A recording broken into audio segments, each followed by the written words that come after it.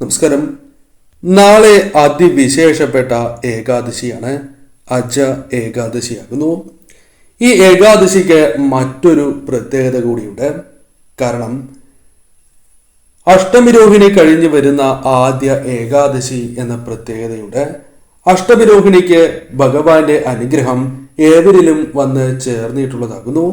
അതിനാൽ തന്നെ ആ അനുഗ്രഹം നിലനിർത്തുവാനും ഭഗവാന്റെ കടാക്ഷത്താൽ ഉയർച്ച അതിരട്ടിക്കുവാനും കാലാകാലം നിലനിൽക്കുവാനും ഈ ഏകാദശിയുമായി ബന്ധപ്പെട്ട് ചില കാര്യങ്ങൾ ചെയ്യുന്നത് ഏറ്റവും ശുഭകരമാകുന്നു. വ്രതമെടുക്കുന്നവരും എടുക്കാത്തവരും ചെയ്യേണ്ടതായ ആ പ്രധാനപ്പെട്ട കാര്യങ്ങളെക്കുറിച്ചും വിശദമായി തന്നെ ഈ വീഡിയോയിലൂടെ മനസ്സിലാക്കാം. നാളെ നടത്തുന്ന പൂജകളിൽ ഉൾപ്പെടുത്താൻ ആഗ്രഹിക്കുന്നവർ പേരും ജന്മനക്ഷത്രവും കമന്റ് ബോക്സിൽ രേഖപ്പെടുത്തുക. നാളെ ആദ്യമായി ചെയ്യേണ്ടത് അതിരാവിലെ ഉണരുക എന്നതാണ്. എന്നാൽ പ്രധാനമായും നാം മനസ്സിലാക്കേണ്ടതായ പ്രധാനപ്പെട്ട കാര്യം തിഥിയെക്കുറിച്ചാകുന്നു. ആദ്യം തിഥി എപ്പോഴാണ് എന്ന് വിശദമായി അറിയാം. ഓഗസ്റ്റ് 29 1:19 അഥവാ വെളുപ്പിന് അഥവാ അർദ്ധരാത്രി 1:19 ആരംഭിക്കുകയും തിഥി അവസാനിക്കുന്നത് ഓഗസ്റ്റ് 30 അർദ്ധരാത്രി 1:37 അതിനാൽ ഏകാദശിയായി കണക്കാക്കുന്നത് ഓഗസ്റ്റ് 29 ഇന്നേ ദിവസം ചെയ്യേണ്ടതായ ആ വിശേഷപ്പെട്ട കാര്യങ്ങളെക്കുറിച്ചും ഭഗവാന്റെ അനുഗ്രഹം കാലാകാലങ്ങളിൽ നിലനിൽക്കുവാൻ ചെയ്യേണ്ടതായ ആ കാര്യത്തെക്കുറിച്ചും മനസ്സിലാക്കാം. അതിരാവിലെ തന്നെ നിങ്ങൾ ഉണരുക. ബ്രാഹ്മമുഹൂർത്തത്തിൽ എണീക്കുവാൻ സാധിക്കുന്നു എങ്കിൽ അത് ഏറ്റവും വിശേഷമായാണ് കണക്കാക്കുക. അതിരാവിലെ കുളിച്ച് ശുദ്ധിയോടെ വിളക്ക് തെളിയിച്ചതിന് ശേഷം ക്ഷേത്രത്തിൽ ദർശനം നടത്തുന്നത് ശുഭകരമാണ്. എന്നാൽ ഇന്നേ ദിവസം തുളസിക്ക് ജലം സമർപ്പിക്കാൻ പാടില്ലാത്തതിനാൽ തന്നെ വിളക്ക് തെളിയിച്ചതിന് ശേഷം തുളസി ദേവിയെ പ്രാർത്ഥിച്ച് മറ്റ് കാര്യങ്ങളിലേക്ക് കടക്കാവുന്നതാണ്. എന്നാൽ ഇന്നേ ദിവസം ജപിക്കേണ്ടതായ വിശേഷപ്പെട്ട മന്ത്രങ്ങളുമുണ്ട്. അതിൽ പ്രധാനപ്പെട്ടതായ മന്ത്രം ഓം നമോ നാരായണായ എന്ന മന്ത്രം തന്നെയാണ്. ഓം നമോ നാരായണായ, ഓം നമോ ഭഗവതേ വാസുദേവായ, ഓം ക്ലീം കൃഷ്ണായ നമഃ എന്നീ മന്ത്രങ്ങൾ ഇന്നേ ദിവസം ജപിക്കുന്നത് സർവ്വ ഐശ്വര്യങ്ങൾ തന്നെ നിങ്ങളുടെ ജീവിതത്തിലേക്ക് കൊണ്ടുവരുന്നതിന് സഹായകരം തന്നെയാകുന്നു. അതിനാൽ തന്നെ ഈ കാര്യങ്ങൾ പ്രത്യേകമായി ചെയ്യണം. അതിനാൽ തന്നെ ഇന്നേ ദിവസം വീടും പരിസരവും ശുദ്ധിയാക്കിയതിന് ശേഷം നാളെ അതിരാവിലെ വിളക്ക് തെളിയിച്ച് ഭഗവാനെ ആരാധിക്കുക. ഇന്നേ ദിവസം ശുഭവസ്ത്രങ്ങളാണ് ധരിക്കേണ്ടത്. ഒരിക്കലും ഇന്നേ ദിവസം മുഷിഞ്ഞ വസ്ത്രങ്ങളോ കീറിയ വസ്ത്രങ്ങളോ ധരിക്കുവാൻ പാടുള്ളതല്ല. അത് നിങ്ങൾക്ക് ദോഷമേ നൽകൂ. കൂടാതെ ഇന്നേ ദിവസം ക്ഷേത്രത്തിൽ ദർശനം നടത്തുന്നതായ അവസരത്തിൽ ഭഗവാന് തുളസിമാല ചാർത്തുന്നതും അതേപോലെ തന്നെ തലേ ദിവസം അതായത് ഇന്ന് തുളസി പറിച്ചു വച്ചിട്ടുണ്ട് എങ്കിൽ ഭഗവാന്റെ കാൽപാദങ്ങളിൽ തുളസി സമർപ്പിക്കുന്നതും ഏറ്റവും ശുഭകരം തന്നെയാകുന്നു.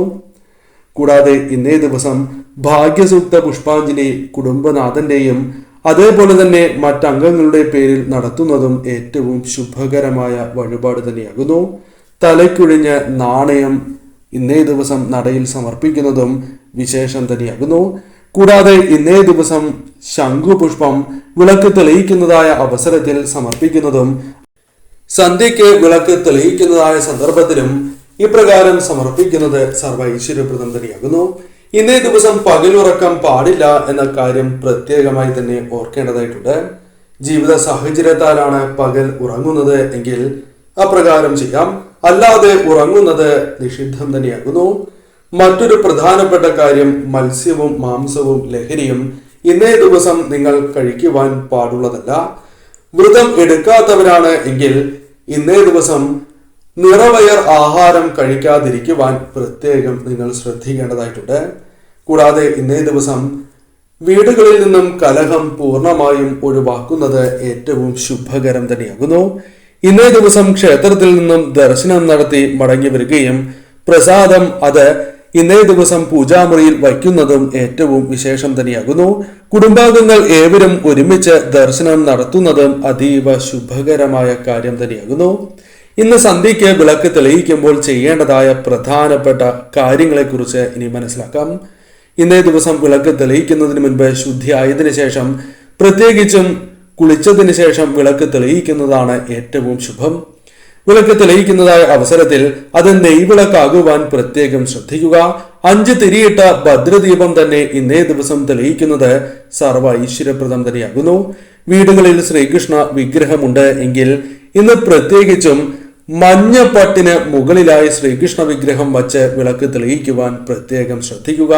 നിങ്ങൾ അപ്രകാരം വച്ചിട്ടുള്ളവരാണ് എങ്കിൽ വാങ്ങേണ്ടതില്ല, അഥവാ ഇത്തരത്തിൽ വീണ്ടും വയ്ക്കേണ്ടതില്ല എന്ന കാര്യം ഓർക്കുക.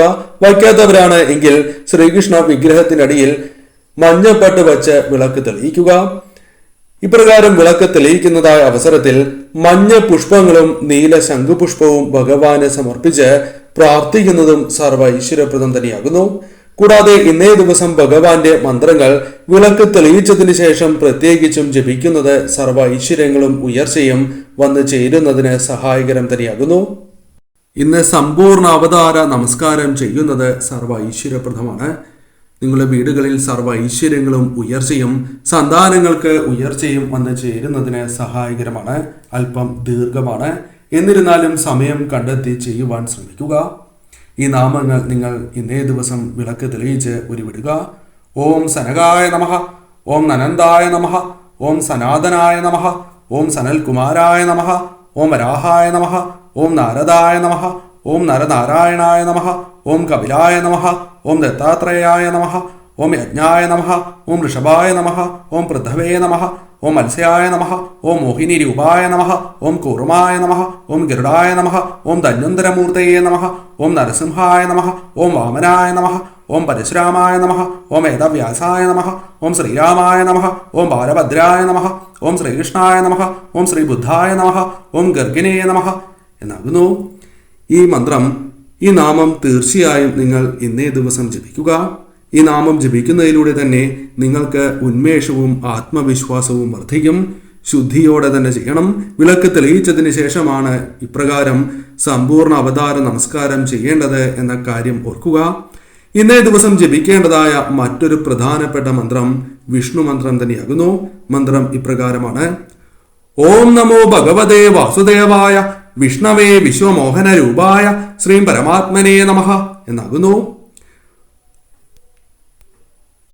മന്ത്രം ഒരു തവണ കൂടി ജപിക്കാം. ഓം നമോ ഭഗവതേ വാസുദേവായ വിഷ്ണവേ വിശ്വമോഹന രൂപായ ശ്രീം പരമാത്മനേ നമഃ എന്നാകുന്നു. ഈ മന്ത്രം സന്ധ്യയ്ക്കോ, ഇനി നിങ്ങൾക്ക് സമയം ലഭിക്കുന്നത് പകൽ സമയമാണ്, അഥവാ അതിരാവിലെ വിളക്ക് തെളിയിക്കുന്നതായ അവസരത്തിലാണ് എങ്കിൽ ആ സമയത്തും ഈ മന്ത്രങ്ങൾ ജപിക്കാവുന്നതാണ്, അഥവാ സമ്പൂർണ്ണ അവതാര നമസ്കാരം ചെയ്യാവുന്നതാകുന്നു.